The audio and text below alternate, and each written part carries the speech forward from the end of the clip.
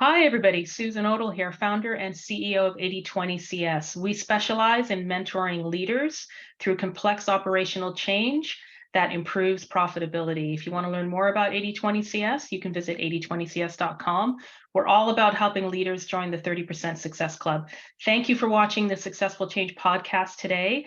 We're all about sharing stories as well as insights in terms of successful change, not only in business and technology, but also in the creative arts and in health and wellness. I really believe fundamentally that we can learn much more from each other when we hear diverse stories and listen to voices that are not exactly in our lane. So today we're focused on health and wellness, and joining me today is Stephanie Tenhaeff. Stephanie Tenhaeff is a registered psychotherapist and is a board certified executive coach. She has a private practice in Southern Ontario called Center for Resilience. So Stephanie, welcome to the podcast today. Thank you so much, Sue. I'm very excited to be here. Yeah, it's gonna be a good conversation. So before we dig into the topic for today, tell folks about yourself, your background, and then what you do. Yeah. Well, I started studying psychology initially, and it was more health and sports psychology in Ontario and then over in Germany. And when I came back, I went into the health and wellness coaching space. And then moved into pharmaceuticals on the business side. But I always missed, psychology, and I really, really wanted to be a psychotherapist. So I went back and I got my master's in clinical psychology just over 10 years ago. And at that time, seeing sort of my whole life through the lens as a psychotherapist, it was clear to me that there was a theme around resilience. And that is sort of how my company name was born, right? Just looking at what made us resilient. And since then, bringing my hybrid experience of psychotherapist and coach to people, I think I've been able to kind of bridge both worlds and deliver something, pretty unique. Yeah, absolutely. And I think you were in the pharmaceutical space for a while. So, not just coming from a psychotherapy point of view, but also having that corporate experience, you can really help leaders and executives understanding both sides and not just one aspect of it.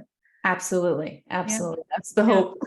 That's the hope. Well, you're doing it. So, congratulations for making that leap to, blend those worlds. It's not easy to transition. And that's what this podcast is all about, really sharing those experiences and those stories. So today I want to focus on mindset, and specifically, when you and I were prepping for the podcast, talking about the relationship between resiliency and grit. Those were two words in particular that I feel very strongly about. I think my personal and professional career has been all about resiliency and grit. And I thought that it would be a great dialogue for us to have, and then talk about the relationship, the value of those two words to leaders in business. Yeah. So share your thoughts on the definition of resiliency. Like what is it? So there's a whole bunch of models of resiliency. And I think the way I've seen it working, with individuals, couples, and now corporations and businesses and teams, there are a few things that stand out for me and that have, I've sort of used personally. And that is emotional and cognitive skills, negativity bias. And what that really means is that we're all sort of prone to look for danger in the environment. We're hardwired. It's an evolutionary thing, right? We wanted to have lunch, not be lunch. So we paid attention back in the Stone Age days, right? Everything that was dangerous. So right. Negativity bias is something that we all have. And there's something, really important about acknowledging it and working, against it. So that's one thing. And the last thing is optimism, that I think is really important, and that does play into the negativity bias. So those three things, I think, if I talk, to clients and work with clients, around their personal model of resilience, those things come up amongst many other things as well, which would be, gratitude and all kinds of other things that we're going to get into. But yeah, those are the three that stand out for me. It's interesting, the negativity bias, and then the hunt for food and not be food.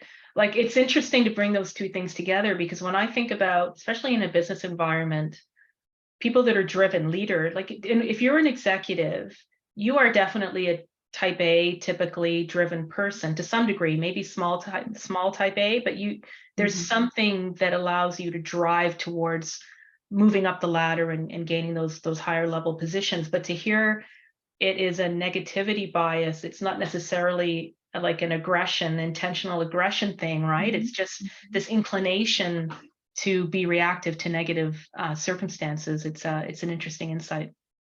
Absolutely. And to scan sort of our environment. We no longer have the saber-toothed tiger, but needing to pay attention to those, rustling leaves, but psychologically, emotionally, physically, socially, there's a lot of danger, and it comes through, social media. It comes through to us in all kinds of other ways. Yeah. So, yeah.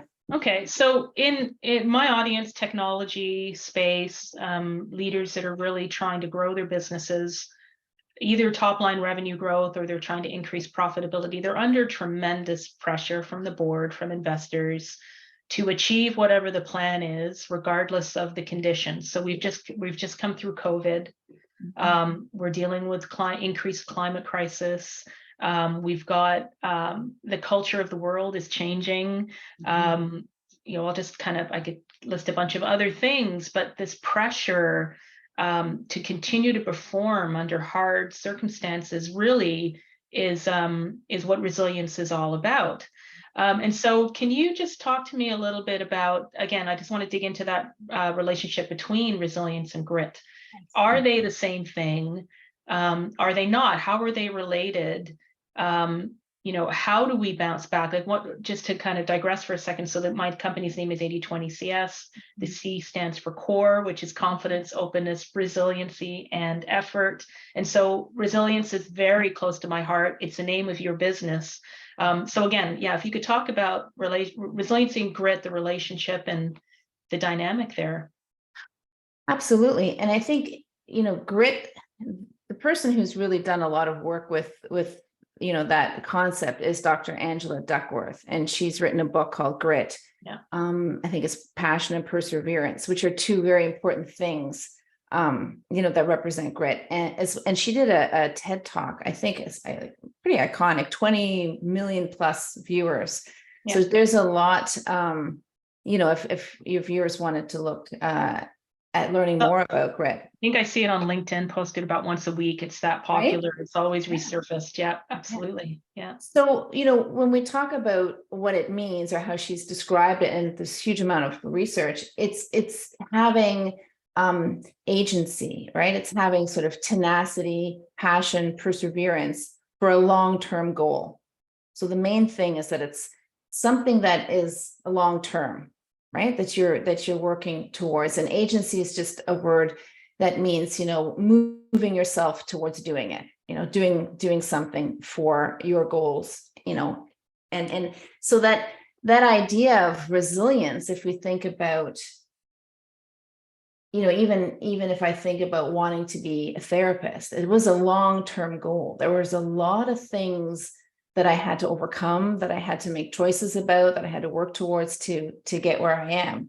So I feel like they're very much the same, resilience and grit. It's sort of, you are resilient because you have grit, that the way I think of it. Yeah. Okay, good. So that's validation. This new word for me, that's not a new word, but you've used it, and we were talking before we started the call, but the word agency, I just want to spend a little bit more time on that word, because my understanding from you is agency is that thing that allows you to do the stuff you really don't want to do. And it's a thing that pushes you over the edge of doing that thing that you would prefer not to do, but that you need to do in order to advance your cause. Mm-hmm. Is that a fair definition of agency, or is it? Yeah, absolutely. I think, sometimes it's helpful, especially, when working with clients, like, what's the opposite of agency? And it's best described as helplessness, and learned helplessness, where we're just really stuck and we can't we can't seem to do, what we really need and know that we need to do. And that might be in self-care or fitness or, all kinds of areas. So the way I help clients would be then, what can you do? What small thing can you do to push Right. yourself forward? It takes, and I think that's something that you've talked a lot about too. So these incremental, Yeah. gains, these small things that when you keep doing them, you get momentum and you have movement, and you're also teaching and showing yourself that you can do these things. Yeah. No, Right. So 100%. that's agency, and that helps. And it takes a lot of little things to offset or combat feeling stuck. Yeah. And feeling helpless. So it takes a lot. So, structure in your day, whatever it is, getting those things done earlier in the morning, maybe when you have more energy, or, priming yourself, making it absolutely like super easy to do it. Running shoes, water bottle right beside the treadmill, stuff like that. Yeah. There's lots of ways to promote agency within yourself. Right. Discipline. So I hear, discipline and agency are probably fairly closely related as well, right? Yeah. Yeah. Okay. So I think just for the audience, I want to talk through maybe a couple of case studies from my background to talk about resiliency. Now, I'm focused on, executive level folks in tech companies in terms of their strategy for operational change and profitability improvement. But there's middle managers as well that are up and coming and they're developing. And I do want to make sure that I spend time giving scenarios that can be applicable to them as well. And so from a resilience point of view, like this goes back a long ways, but I was promoted to take over a team that had a manager that just he was a really, really good sales person, but was not leading the team effectively. And so the CEO said, would you like a shot at taking over the team? And of course I said, absolutely. So I then went out on the road for about a week. I came back, and the office that this manager was in had been given to another person that was an individual contributor. And of course I was shocked, right? Like, I think shocked more that it was done behind my back than anything else. But I was pretty upset, and I took a moment to think about what I should do. And then I had a team waiting for me, that I was their leader. Mm-hmm. And I knew that if I did not, what's the word? If I did not, display grit, the word's not display, but if I did not actualize grit, Mm-hmm. that I would have lost the respect of my team, to just kind of go back to my cube and say, oh, well, yeah, I guess that was for the role, but now it isn't. It was never about the office. It was about what was right, the right thing to do, and to make sure I was fostering the respect of my team as a new leader of that team. So I don't know what your reaction is to that scenario in terms of developing skills as a leader, right? Does developing agency and resiliency and grit, that was just a middle management position, but I'll never forget it, because I was very proud of myself for going and having a conversation with the VP at the time to say that just wasn't right. And of course it was rectified. And we went on and we had a killer year, a year and a half later, and grew the business tenfold. But I don't know that I would have been as successful if I didn't do what I did, because I would have lost the respect of my team. Mm-hmm. Oh, and then there's so much that comes up for me when I think of that example. Things like emotional regulation, not really feeling that you needed to, act in a way that you might have lost the respect of your team. Right. So they're watching you very carefully, and it sets the stage for, working and collaborating and partnering with them in the future. 100%. They understand through those actions your value, right? And then they can, and my grit, right? And your grit. She's got grit. Right? I'm not gonna don't, respect her because she's capable, and she'll hold her ground when the call needs to be made. And it's already, you're leading by example. Right. Right. And then the last thing I would say about that is, if that is in your, if that's now in your arsenal and in your background as something very successful to you, it then shapes and informs future experiences. You have that confidence, that you've done that. And so it's part of what I help people with, because they're resilient sometimes in one area of their lives, and not in the other. They wear their super cape, their Superman cape to work, but they don't see that those traits are transferable to other areas. Right. So sometimes when you can see, oh, I've done that. I do these hard things. I know that I have that resilience there, and I'll just use it somewhere else. And connecting those dots are very, very powerful. And it does help build confidence, especially in middle managers and people that just sort of need to see and feel what they've done before, and that they can use it in the future.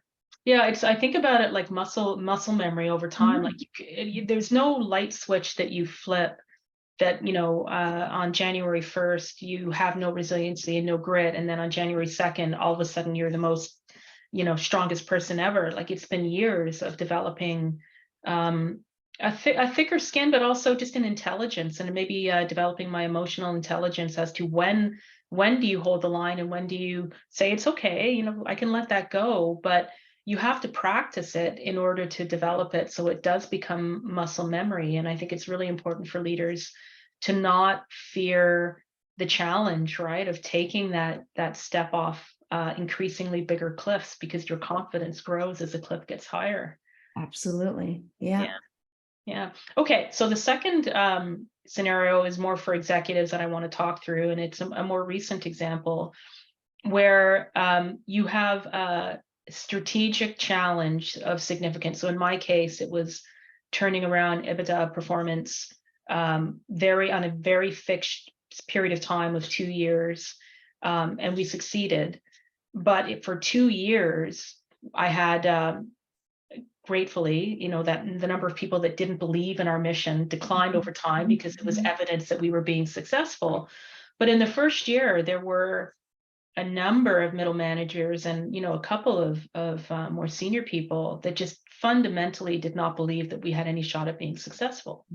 And so staying optimistic, you used that word earlier, staying optimistic for a multi-year period of time in the face of adversity, where you have to actually inspire and motivate people to do things that maybe a percentage don't believe in, you're going to lose some folks for sure.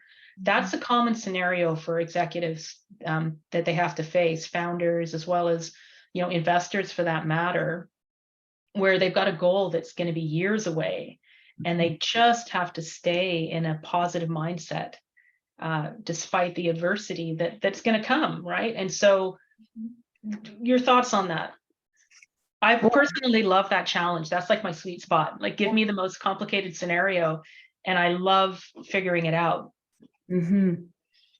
Yeah, well, there's so much there. There's so many different ways we can go with that. But I think, primarily it's having a resiliency to you, in the sense that you do create the optimism, you create the positive mindset, and that then trickles down to your team. So, if the people that are on your team are buying into it, they're buying into, you have to almost create that the want for them to buy into this challenge, this stretch goal, and for them to own the solution, right? Like to be part of it. So how is that done over a lot of years? That's, you're leading by example. You have that mindset when there are challenges that come up. One of the things that it's often used in business is the growth mindset, right? That's part of that umbrella of being resilient and that work is done by, a lot of that has been researched by Dr. Carol Dweck, this idea that, challenges are seen as opportunities. 100%. They are. It's so funny. You should just, well, I have not read her work, but I did a very short LinkedIn post last week. That's exactly what I said, that if we just change our mindset, the challenges are opportunities. Don't fear it. Get excited about it. What can you learn from it? What can you learn from it? And so that all rolls into that positive mindset. And then, I would be remiss if I didn't throw in my passion of neuroplasticity. So this positive experience-based neuroplasticity, and all that just means is that, we can rewire our brains, right? If we think and act, so goes our experience. So to constantly respond or, return or reframe things to the positive for yourself and for your team.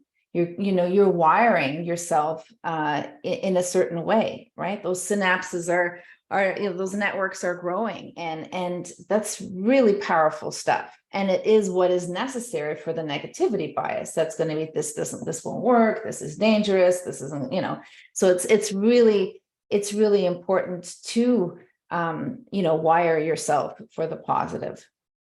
So falling back into my tech world again, positive mindset, inspiring people to be getting excited about the journey and about the mission, that's all great. I am a deep believer in supporting that vision and that excitement with data.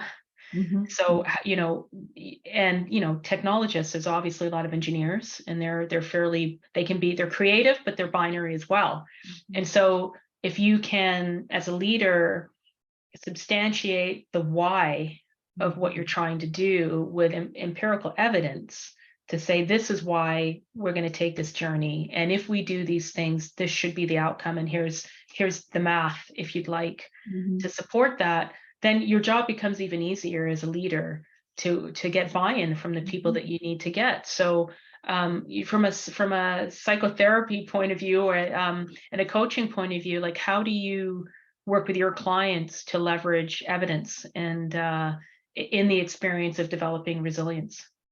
Well, certainly the concept of neuroplasticity is exploded over the last decade or more. I mean, initially we thought only, younger children, like the brain doesn't change, but in the recent decades, we absolutely know it can change right up until, our very old age.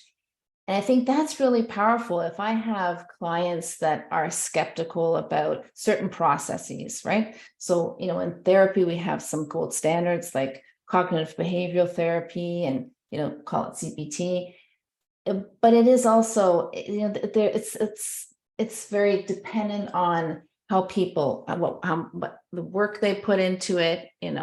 There's all kinds of, it's not as easy to, put a lot of science behind it in therapy, because it's a personal journey. Right. But when I talk about neuroplasticity, when I say you can absolutely rewire your brain, for the positive, and there's so much science around that really does speak to a lot of people. If the one thing I could say, well, not maybe the one thing, but a big thing, like really impactful to clients, is this idea that they're not stuck thinking the same old way, the same old runnels, that they really have agency over their mindset, and that, through just discipline and making sure that they build self-awareness and they understand when they're sort of thinking negatively, and they can change that thinking and, those experiences and make them more positive. The proof is in the pudding. So, like, they do feel better, right? Yeah, and it's when they do the work, and so it's really interesting, because I'm coming from a tech operational perspective, and you're coming from a human mental health perspective, but we're talking about successful change in both cases, right? But you have to do the work. And one of the things that one of the reasons I'm doing what I'm doing is to help people not fear the work, and to just roll up your sleeves and do the work. And it's amazing what you can accomplish, but you have to do the work, right? And so, this negative bias that you were talking about, can you talk a little bit about that in terms of fear of doing the work? Tell me a little bit more about that question. Yeah, so I think that people fear change because with change comes risk, right? Yes. Statistically, 70% of all change initiatives fail. Doesn't matter what industry you're in or what you're doing, and it's because change is very hard. And you initiate a change, and a lot of people don't realize the natural chaos that comes from change, because people are used to doing things a certain way. And even if the change you invoke, it will make things better. Now everybody has to shift how they were doing things. And there will be people that resist it because it's just out of their comfort zone. And so you've got to manage that chaos. And that's where I talk about from a leadership perspective. Typically, strategic change is multiple years because you've got to invoke the change, and then you've got to manage the chaos until it becomes integrated. And then you move into more of a sustainability flow. But change is really hard. And I think there are many leaders, unfortunately, that so fear what might happen after they actually invoke change that they just don't do it. And the reason I'm so passionate about what I'm doing is I don't just think about the company failing or a leader failing. I think about the implications of that company failing on their staff and the families of the staff members. Like, it is not uncommon for layoffs to happen because a leader failed to make the right decision soon enough, or they just didn't do it at all. And at some point, the board says, screw it, you've got to cut 20% of your staff because you're bleeding money. I'm not going to tolerate it anymore. Companies fail altogether because leaders, now not every company fails because leaders don't act. Sometimes the market evaporates and that's just life. But there are many, many, many instances where leadership does not act. And sometimes it's out of fear of change. And so my question I'm just curious about your perspective on fear of the unknown and how the Center for Resilience helps leaders or can help leaders feel more comfortable with taking that step off the cliff. Because I do feel like I'm taking an operational perspective on helping leaders avoid negative outcomes. And you're taking a mental health perspective on helping leaders avoid negative outcomes. And so that fear piece to me is really key. Yeah. Now, you've added such just more great insight for me. When I think about how that shows up in my practice, therapy and coaching, I see it more, and I've read a little bit about this as well, is this idea that the brain really likes predictability, right? Naturally inclined towards predictability. So change is scary. Yeah. And even if the current status quo is not good, we will continue to do what is not good in the face of the fear of change, So the way I will help clients or work with clients together with them is identify even some small changes. Right. Incremental. Incremental. That's the magic word, right? What can we do? And when you experience things differently, you begin to think differently.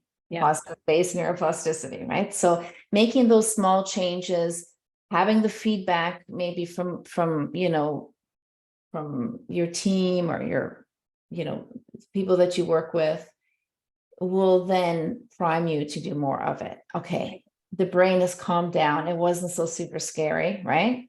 Let's do more of it. So that's how I see it, sort of curating a list of things that you can change, that are not frightening, that maybe together will bring real momentum, and that will help override the brain's natural need for predictability. Yeah. When that is not what, is good for us. I hope does that answer? Yeah, 100%. It makes total sense. I was on with a client this morning before we got on here today, just talking about high-level revenue strategy.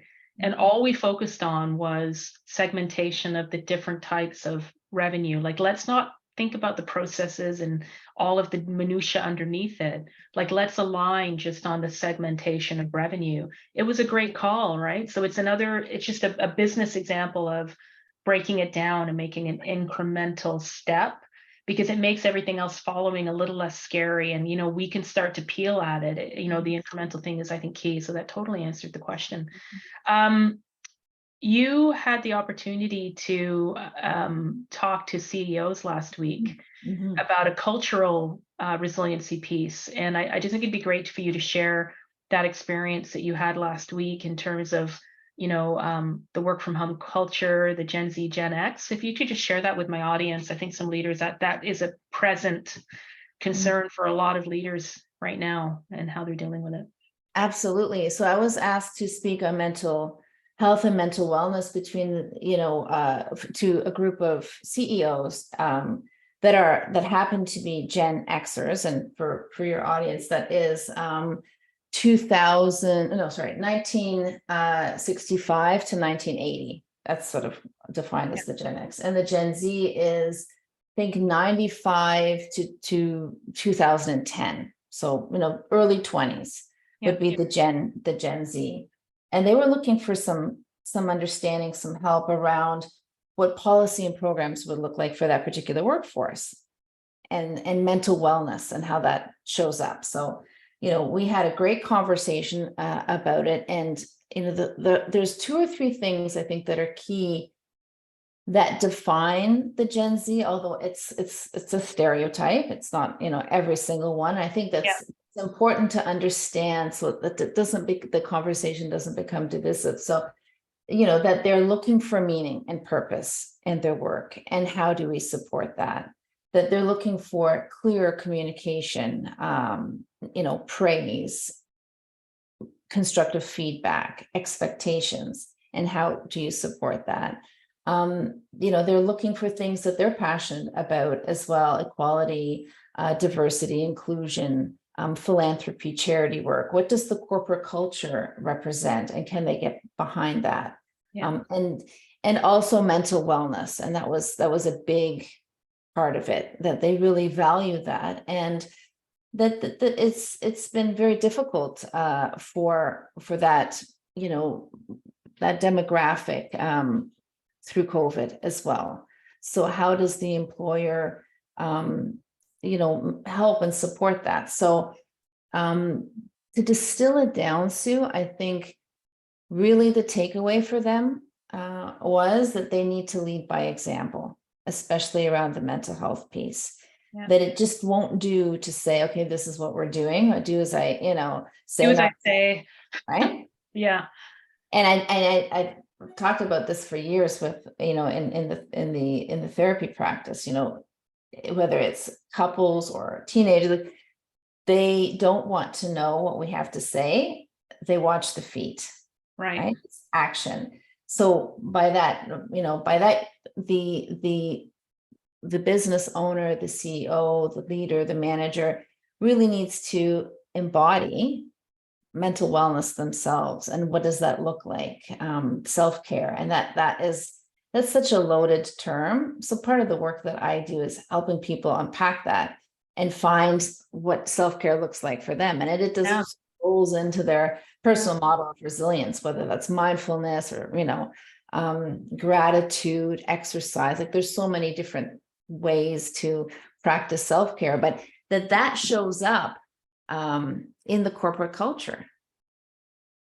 Yeah. And so, but incremental again, right? Like it's not about writing some, health and wellness tableau and then, and you stick it on a wall, but like you say, the feet don't show that. It's these incremental things that these CEOs can do where it will be lasting and it will become part of the DNA. So I think it's great that that you're having those conversations with CEOs. It's fantastic. And their takeaways is that they need to be more transparent, that they need to create a psychologically safe space for the Gen Zers to approach and discuss their own mental wellness, and that they understand their own, signs of burnout, because that is part of it. That they're just going and not realizing that they're burnt out. So that there's almost a resentment to hear about mental wellness when, they're sort of surviving. So there was wonderful conversation. Really we could talk about that for a while, but we won't. So there's one other thing I just wanted to cover with you before we close today, and it's something you said to me in preparation for this call, and it was something I had not heard before, and maybe other people have, but you used bounce forward instead of bounce back when it comes to talking about resiliency. And I loved that. So why don't you explain that again, and then I'll tell my audience why I loved it so much.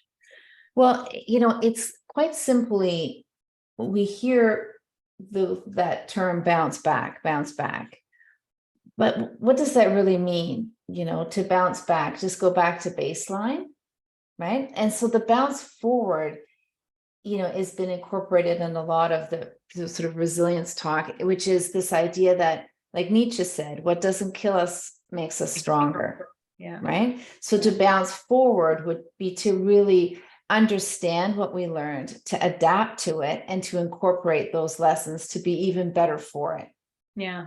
I mean, it's so powerful, right? I talked about bouncing back and then always take the next step. And by saying bounce forward, you're incorporating those two ideas in 2 words. It's a great visually. It's, when you practice resiliency, you're always going to end up further ahead than where you started, always, right? And I just think that's such a positive and powerful message to leave with people.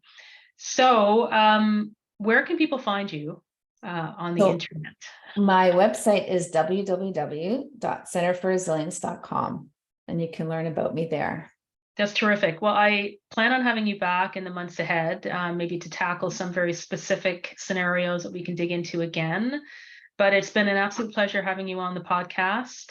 Thank you so much for having me, Sue. Oh, my pleasure. My pleasure. Thank you. So everybody out there, you can find this podcast. Well, if you're already watching it, then you know where it is. But in case you're not, 8020cs.com/podcast, where you'll find the other podcasts that are available in our growing library of discussions.